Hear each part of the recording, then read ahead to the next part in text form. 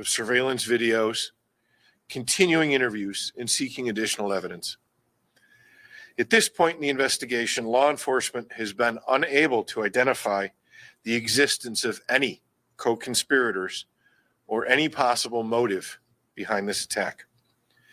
Investigators have not uncovered any links to political, racial, or any other extremist ideologies associated with Avery.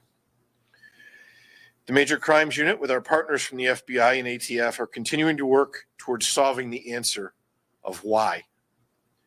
And if anyone else was involved in this horrible tragedy, we will continue to keep the public updated as the investigation moves forward. We are asking anyone that was parked on West Ridge Road in front of the Kodak Theater, and I'll repeat this at the end, or standing outside waiting for a ride between 12:45 to 1 a.m. on January 1st, to please reach out to the Major Crimes Unit at majorcrimes@cityofrochester.gov or by calling 428-7157. In the course of this investigation, interviews have been conducted with a multitude of witnesses and people who knew Avery. It should be noted that his family has been cooperative throughout the investigation. Additionally, the Arson Task Force, which includes members of the Rochester Police Department, Fire Department, and the ATF, have extensively looked at the vehicle that was used in the attack on Kodak Theater.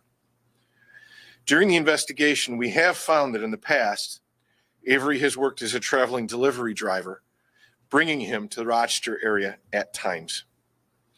We've also determined that he came to Rochester at least twice in December prior to the attack.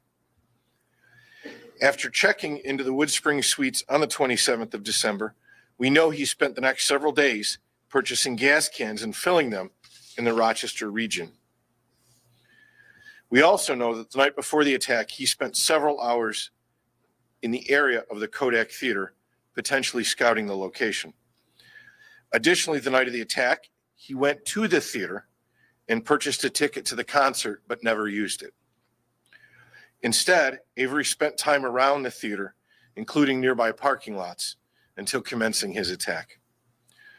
While searching the vehicle used in the attack, technicians located a Glock-style replica handgun in the armrest and numerous lighters throughout the vehicle. Additionally, searchers have located an approximately 20-page journal that appears to be several years old.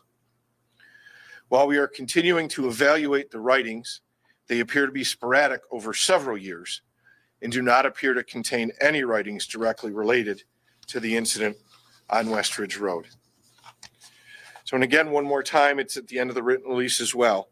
We are asking from the public, anyone that was parked on West Ridge Road in front of the Kodak Theater or standing outside waiting for a ride that night, please reach out to the Major Crimes Unit, majorcrimes@cityofrochester.gov, or call 428-7157. This time I'd like to introduce the mayor, and then we will come back for some questions. Thank you, Chief, and let me again thank our first responders who dealt with this dastardly tragedy on New Year's Day. But I want to remind all of us that we must keep those that are still recovering in our prayers, and I also want to continue to mourn the passing and pray for the families of Don Revitt, Justina Hughes, and Josh Orr, who lost their lives as a result of this tragedy. Although we are still asking questions as to why this individual decided to carry out this deadly attack, I think that we can say, just from what the chief said, that he knew what he was doing. This was planned, no question. And we are blessed that more loss of life did not take place. More lives could have been lost. And as I've said to the families of two of the victims that I've had the opportunity to speak to, they may have prevented a worse of a tragedy that could have happened.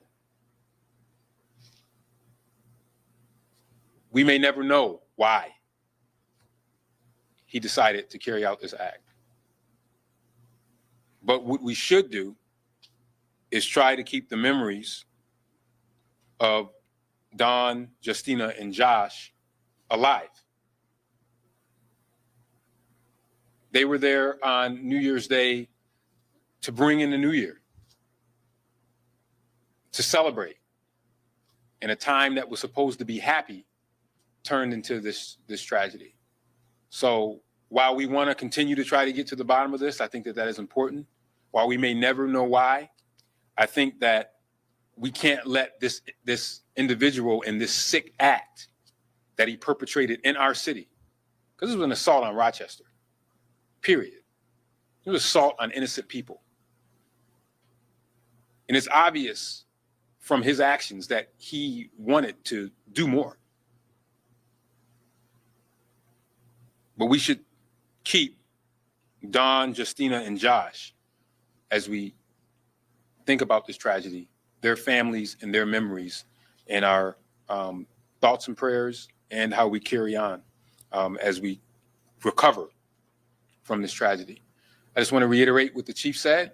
Anyone with information that may have been outside, may have been waiting for a ride, get in touch with Major Crimes. We are learning in these things. No piece of information is too small or too insignificant. If you have information, please put that out there. And again, my thoughts are with the families. And again, I want to thank the first responders that responded to this awful tragedy to start the new year. This is not the way we hope to start the new year in Rochester. But I think we have the opportunity to keep the memories of the folks that lost their lives alive, and to thank the first responders who responded to this tragedy. Thank you. Thank you, Mayor. Questions? Chief, do you have a working theory on why this happened? None. It's Mr. Avery knows, and so far we haven't been able to find anyone else who does. Chief, I'm sorry if you mentioned this before, but where was Dawn Rutten in all this? Was she a bystander? How was she hit? What was she hit by? I believe she was one of the pedestrians in the crosswalk. And hit directly by Avery's car? Or... That I don't know. I could find out. And as the mayor just said, there was intent here. This was planned. Do you think from what you've seen that he planned to strike more people, for the gas to go off inside the building? Do you think that Uber car did stop something? I think that Uber car saved the lives of a lot of other people that were in the lobby of that building, yes. And you said that Mr. Avery had been here twice before? Is that right? Due to various jobs he had in the past, he had a familiarity with Rochester. He would travel here. We know of at least 2 times in December, definitely, when he was here. How do you prevent something like this? Well, you know, it sounds trite, but see something, say something. Like I said, there's, again, here's a man who's driving around in an SUV with multiple gas cans. I'm not saying anyone did notice that, but again, that's something that, you know, if I were at a gas station, I happen to see someone with that, I might want to try and get the plate number and call someone, or let someone know. You know, don't be afraid. We know he was in the area. He was loitering around. You know, again, if you see someone that looks out of place in your neighborhood, you see something that just doesn't feel right, don't be afraid to call 911. It's better we go and check it out than have a tragedy like this. You said the families cooperated. Did they see any red flags? No, nothing the past few weeks before this incident, as far as I'm aware of. Behavioral issues, things like that cause concern? He's had behavioral issues in the past. As we've said before, he's had, you know, behavioral difficulties. The family hadn't seen any immediate red flags in December. Have you been in contact with Ms. Reynolds' family? Is she alone? I know the Major Crimes Unit in the mayor's office has kept in contact with all of the victims' families on this case. All right, thank you, everyone. One last, I think it's an imitation. It's a replica, not a real gun. Okay, thank you, everyone.